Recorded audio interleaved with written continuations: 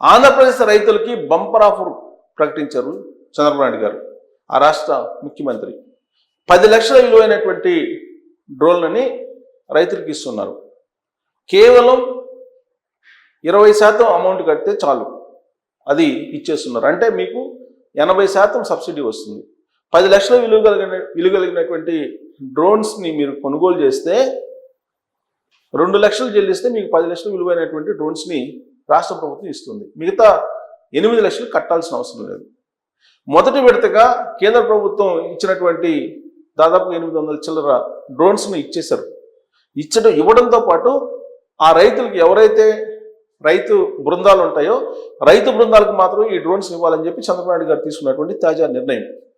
రైతు బృందాల్లో ఉండేటువంటి వాళ్ళకి ఈ డ్రోన్స్ని సబ్సిడీ మీద ఇస్తూ ఉన్నారు.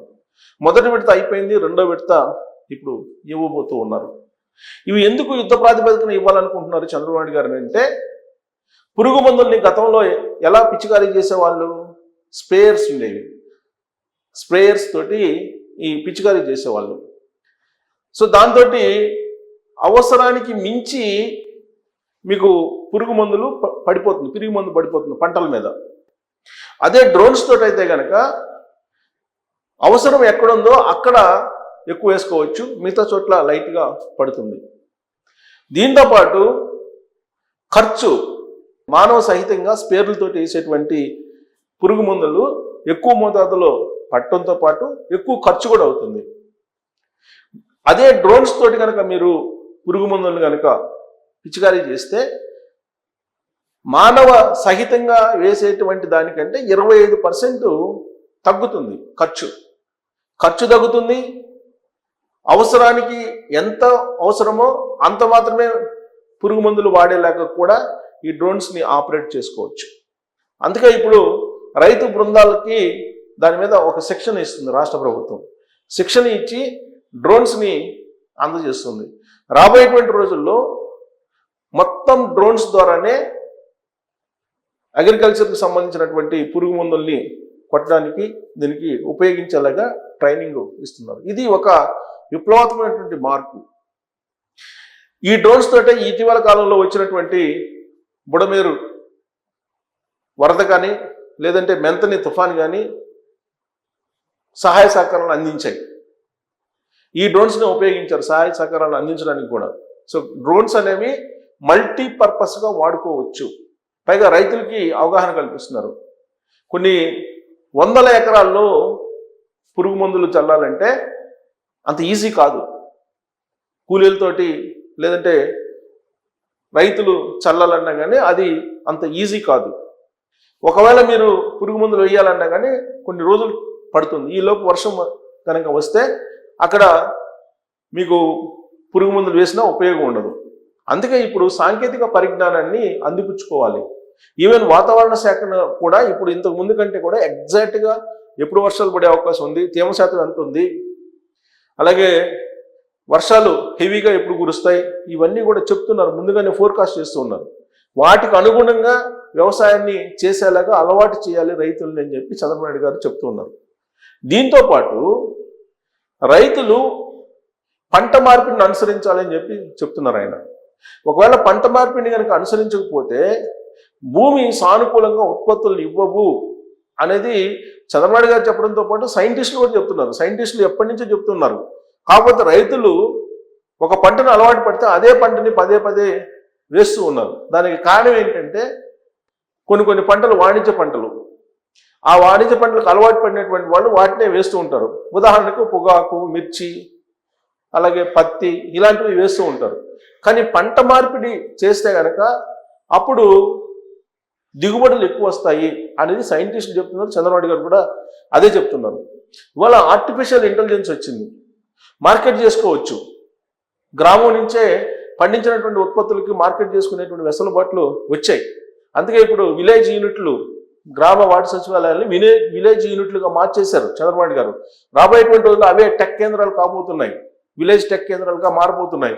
అక్కడి నుంచే ఆర్డర్స్ ఇవ్వటం, అక్కడి నుంచే ఉత్పత్తులను అమ్ముకోవటం, ఇవన్నీ కూడా మన కళ్ళకి కనిపించేలాగా సాధ్యమయ్యేలా చంద్రబాబు గారు చూపించబోతూ ఉన్నారు రాబోయేటువంటి రోజుల్లో.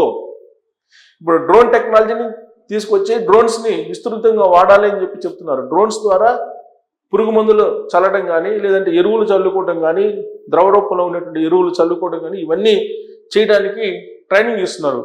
దీనికి సంబంధించి కేంద్ర ప్రభుత్వం ఒక స్కీమ్ కూడా పెట్టింది. కేంద్ర ప్రభుత్వం స్కీమ్ నుంచే ఇవి వస్తున్నాయి. ఆ స్కీమ్ ఏంటంటే, ఆ స్కీమ్ నుంచి వచ్చినటువంటి డ్రోన్స్ని గత ప్రభుత్వం సకాలంలో ఇవ్వలేకపోయింది. దాంతో ఆ డ్రోన్స్ను కూడా వినియోగించుకోలేకపోయారు. SMAM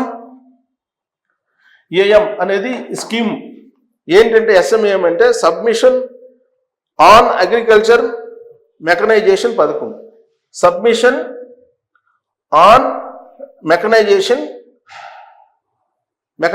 సబ్మిషన్ ఆన్ మెకనైజేషన్ ఇది ఈ స్కీమ్ కింద కేంద్ర ప్రభుత్వం 820 కోట్లు శాంక్షన్ చేసింది రాష్ట్రానికి. దీంట్లో 820 కోట్లకు గాను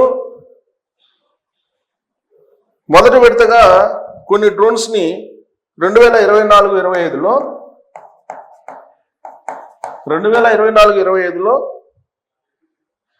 875 డ్రోన్ని పంపిణీ చేశారు.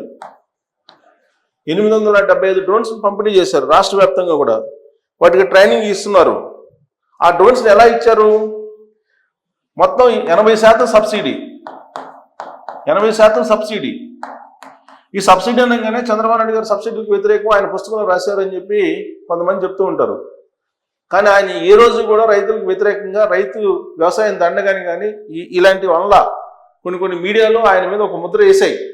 ఇన్ కెమెరా మీటింగ్లో జరిగినట్టు దాన్ని ఆపాదించుకొని, ఆ రోజు జరిగినటువంటి మీటింగ్లో ఏంటంటే, అప్పుడు నేను కూడా ఉన్నాను కాబట్టి, వ్యవసాయం దండగల ఇప్పుడున్నటువంటి పరిస్థితుల్లో టెక్నాలజీ డెవలప్ అవుతుంది, టెక్నాలజీ మీద కాన్సన్ట్రేషన్ చేయాలి, వ్యవసాయం నష్టాలు వస్తున్నాయి కాబట్టి సాఫ్ట్వేర్ రంగం మీద దృష్టి సారించండి అని చెప్పి 2004 ఎన్నికలకు ముందు రివ్యూ మీటింగ్లో ఆయన అన్నటువంటి మాట. దాన్ని వ్యవసాయం దండగా అని చెప్పి ఆయన అన్నాడని, సబ్సిడీలు ఇవ్వకూడదని ఈయన ఏదో మనసులో మాటలో రాశారని చెప్పి ఇలా రకరకాలుగా ఆయన మీద అపవాదులు ఉన్నాయి. కానీ అవేమీ నిజం కాదు, దాన్ని నిరూపించమని అనేక సందర్భాలు ఆయన కూడా ఛాలెంజ్ చేశారు. కానీ ఎవరు నిరూపించలే ఇప్పటి వరకు. ఇక ఆయన ఇప్పుడు 80% సబ్సిడీతోటి ఈ సంవత్సరం అంటే ఈ 16 నెలల్లోనే 875 డ్రోన్లని ఆయన పంపిణీ చేశారు. ఈ పథకం కింద 820 కోట్లు, ఈ పథకం కింద 820 కోట్లు కేంద్ర ప్రభుత్వం శాంక్షన్ చేసింది. దానికి రాష్ట్ర వాటాను కూడా జోడించి డ్రోన్లను ఇచ్చింది.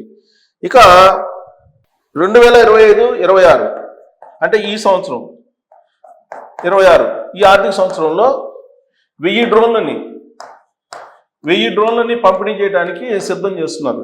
1000 డ్రోన్లని పంపిణీ చేయడానికి సిద్ధం చేస్తున్నారు. ఇది 80 కోట్లు అవుతుంది. 80 కోట్లు కేటాయించారు దీనికి, ఈ 1000 డ్రోన్లని పంపిణీ చేయడానికి. ఇది ఎవరి ఆధ్వర్యంలో జరుగుతుందంటే, ఇప్పటి వరకు మనకి ఖరీఫ్లో 1,00,000, రబీలో 5 లక్షల ఎకరాలకి డ్రోన్ ద్వారా పిచికారీ చేశారు. ఖరీఫ్లో కానీ రబీలో కానీ దాదాపు 6 లక్షల ఎకరాల్లో ఈ డ్రోన్స్ లాస్ట్ ఇయర్ పంపిణీ చేసిన డ్రోన్స్ ద్వారా పిచికారీ చేశారు. మందుల్ని చల్లారు 875 డ్రోన్ ద్వారా. దీన్ని APSARA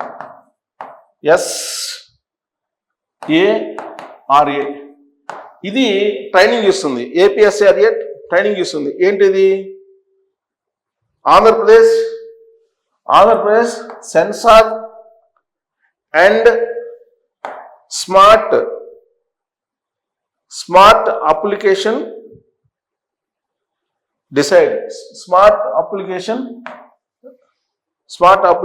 డివైస్. ఇది Andhra Pradesh sensor and smart application device అని.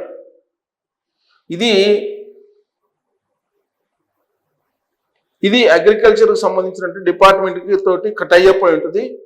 ఇది 12 రోజులు శిక్షణ ఇస్తున్నారు. దీనికి ఎలా వాడాలి డ్రోన్స్ అని 12 రోజులు శిక్షణ ఇస్తున్నారు. APSARA ద్వారా 12 రోజులు శిక్షణ ఇస్తున్నారు. అలాగే అనుమతులు, డ్రోన్కు సంబంధించినటువంటి పరీక్షలు వ్యవసాయ శాఖ అలాగే అనుమతులు ఇచ్చేటువంటి ఏపీఎస్ఈఆర్ఏ రెండు సంయుక్తంగా ఈ డ్రోన్స్ పర్మిషన్ తీసుకొని రైతులకి 12 రోజుల పాటు ట్రైనింగ్ ఇచ్చి 1000 డ్రోన్లను ఇవ్వడానికి ఇప్పుడు ఆంధ్రప్రదేశ్ ప్రభుత్వం సిద్ధమైంది. ఈ 875 డ్రోన్లు ఏవైతే పంపిణీ అయ్యాయో అవి ఎక్కువగా పల్నాడు ఏరియాలో రైతులు ఎక్కువగా ఇంట్రెస్ట్ చూపించి అక్కడ తీసుకున్నారు. ఎందుకంటే మిర్చి ఎక్కువ వేస్తుంటారు అక్కడ. ఇప్పుడు రాష్ట్ర వ్యాప్తంగా 1000 డ్రోన్లను పంపిణీ చేయడానికి సిద్ధమయ్యారు. రైతు బృందాల నుంచి రైతులను ఎంపిక చేశారు. వాళ్ళకి ఏపీఎస్ఈఆర్ఏ అది ప్రత్యేకమైన ట్రైనింగ్ ఇస్తుంది. ట్రైనింగ్తో పాటు డ్రోన్స్ని ఉపయోగించడానికి వాళ్ళకి లైసెన్స్ కూడా ఇస్తారు. ఎలా ఉపయోగించాలి అనేది కూడా వాళ్ళకి తెలియజేస్తారు. సో కాబట్టి ఈ డ్రోన్స్ని కొనుగోలు చేయడం ద్వారా 80% సబ్సిడీ వస్తుంది. 2 లక్షలు మాత్రమే మీరు పెట్టాల్సి వస్తుంది. ఈ 2 లక్షలు కూడా డ్రోన్ తీసుకున్నటువంటి ఒక్క సీజన్కే వచ్చేస్తుందని చెప్పి దీన్ని వాడుతున్నటువంటి వాళ్ళు చెప్తున్నారు. ఆ 2 లక్షలు కూడా, ఎందుకంటే ఈ డ్రోన్స్ తీసుకున్నటువంటి వాళ్ళు వాళ్ళ సొంత పొలాలకే కాకుండా మిగిలినటువంటి పొలాలకు కూడా పురుగు మందులు చల్లుతూ ఉంటారు. ఆ కారణంగా వాళ్ళకి 2 లక్షల రూపాయలు 1-2 సీజన్లకి, ఒక ఖరీఫ్ ఒక రబీ సీజన్కి వచ్చేస్తుందని చెప్పి చెప్తున్నారు.